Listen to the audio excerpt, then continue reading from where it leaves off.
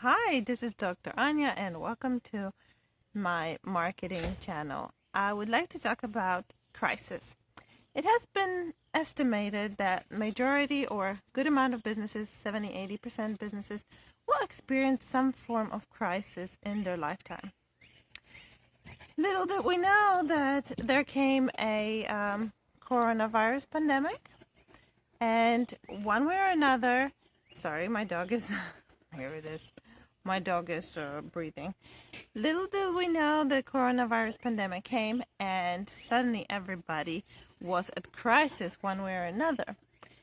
Some businesses were hit harder, some others were not hard hit, right? Some were able to thrive, and the others are going down. And this is sort of the sad reality of what a crisis may bring. Now, we have overall two types of crisis. We have slow evolving crises and smoldering crisis. Slow evolving, you could see some signs of crisis evolving where you can take action and stop it from becoming a major crisis that would threaten the well-being of an organization. I probably should have said that crisis has typically carries a potential of negative consequences to your business. So whenever I talk about crisis, it is something that puts your business at threat for either financial or reputation loss. Right? So coronavirus has been associated with a major threat to economic well-being, not just the United States as a whole, the world as a whole. Various countries are threatened of, economic crisis, but specifically businesses, right? Many people had to close the doors because of shelter-in-place orders from each state, and just overall recommendation of the U.S. recommendation to shut down businesses. So there's no person-to-person interaction.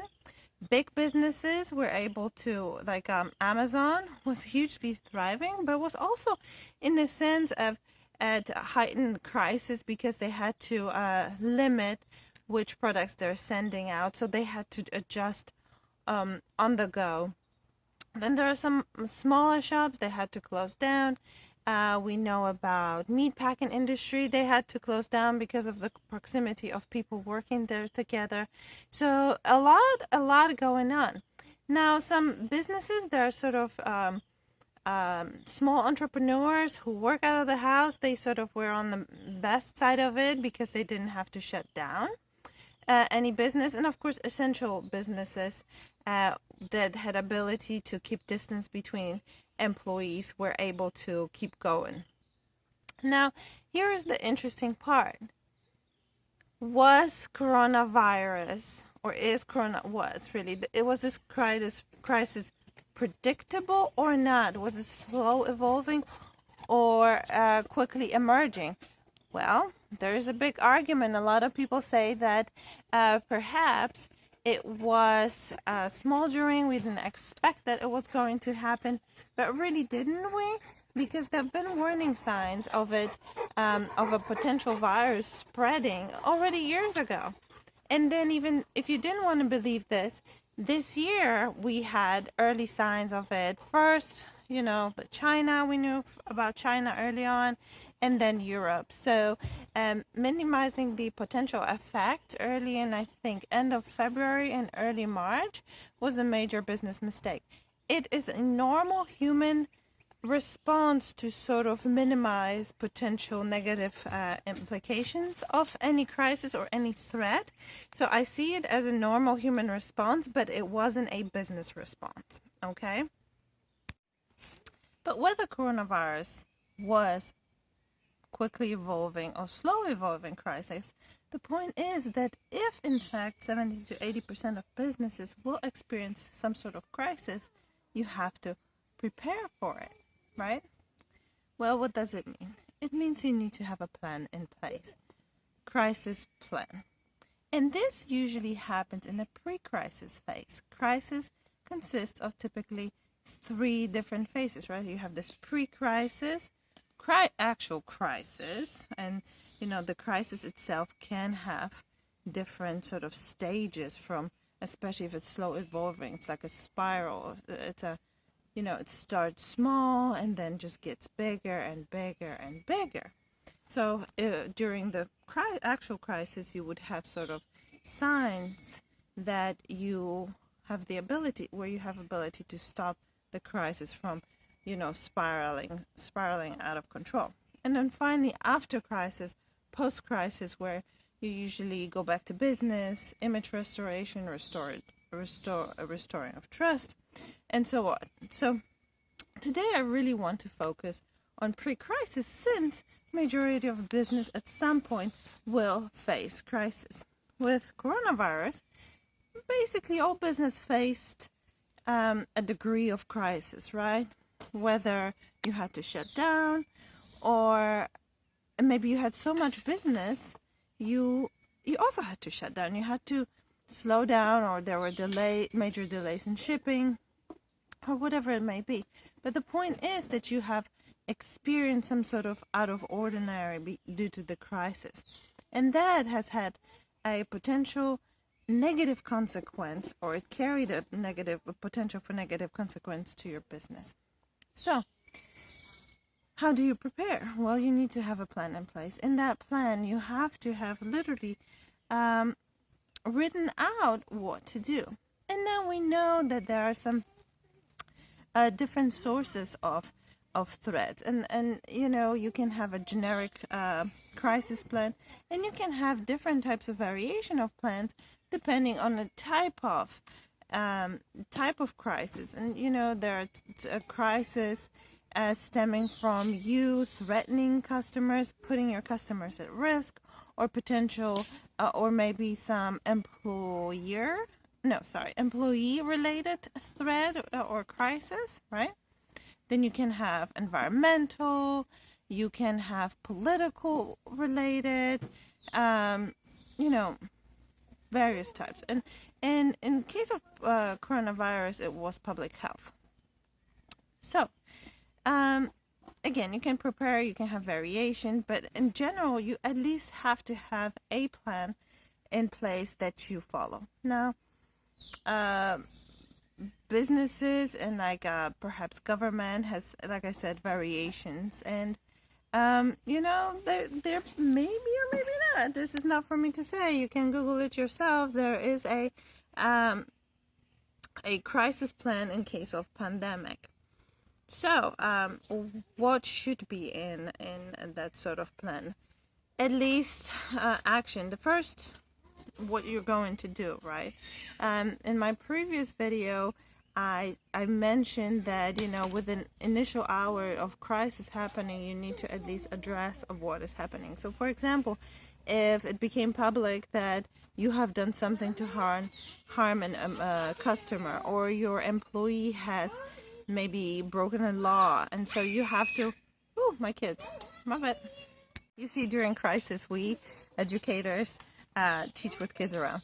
Anyways, so if something like this happens, maybe really some major negative news hits the media, or you find out, you need to respond immediately, and you have to have it in your plan. What is it that you're going to do if negative information, so crisis related to negative information hits the news, or maybe you find out before it hits the news. So what is it that you're going to do? You also need to have a spokesperson who is going to be the face of your organization when the crisis actually happens. That is critical, because everybody needs to know who they have to go to for information and who is going to provide that information. And that's very important. You don't want to have everybody within your organization have their own opinion and be giving very important information that can break your organization to the public. Okay, everything has to be streamlined, everything has to be pre-planned, which again includes a spokesperson. Now, related to spokesperson, you definitely want to have a crisis team. If you are large enough now, if you're a solo entrepreneur, all of those, right? You're the spokesperson, you're the team, you're everything. Your research team to make sure that you have the right information. But if you're in any bigger organization than one, then you need to have a team, crisis response team. And so rarely do you want one person responsible for all decision making, one person responsible for giving information. Yes, you want to have one person responsible for giving out information, but you need to make decision on what type of information is going to be relied on or given to the public or to the media. So it is important that you make this decision as a team to avoid any pitfalls. It is much easier to see pitfalls as a team rather than one individual. So have a crisis response team in place. You may also have various scripts in place that you pre-write. I mean, at this point in 2020, we have a good idea what kind of crisis may take place. And yes, there was a prediction of a major epidemic or pandemic. Now we have pandemic, but prediction of epidemic has been floating around for quite a while. So you should have been able to prepare. But there are a crisis plan of what's going to happen if there's a terror attack, what's going to happen if you have, if there's a hurricane, what happens if you have no electricity for a while, for whatever reason that may be, maybe natural disaster. If you are a business that heavily rely on energy, you need to have a plan in place, right? So, again, so you may have a script for different situation, and it is important that if you do have crisis in place, you may want to, depending on type of crisis, you may want to practice certain behavior, right? Putting everybody in safety and so on.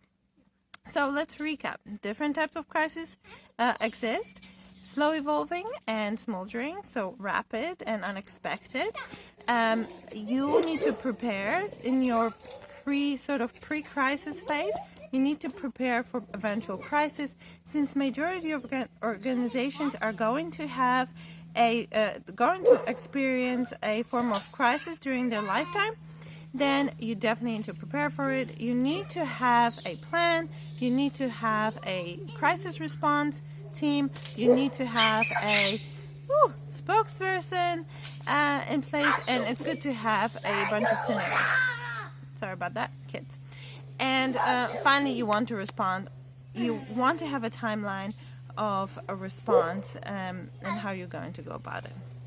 So this is a quick overview of the importance of pre-planning or planning for a crisis that is likely to take place. You may not be certain what kind of crisis your business is going to be exposed to, but we know that majority of organizations will experience some crisis. So I strongly recommend that you prepare. If you think it's not going to happen to you, I guarantee you, and if you're in any form, shape or form serving a customer, one customer is all it takes to bring your business down if you don't know how to respond to them. One angry customer can break your business.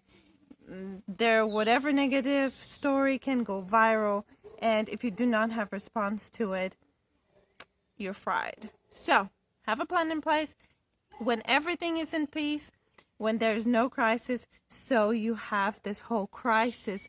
The whole crisis is easier to manage before it sort of spirals out of control. Now, in my business, beauty, skincare, and self-care business, we are experiencing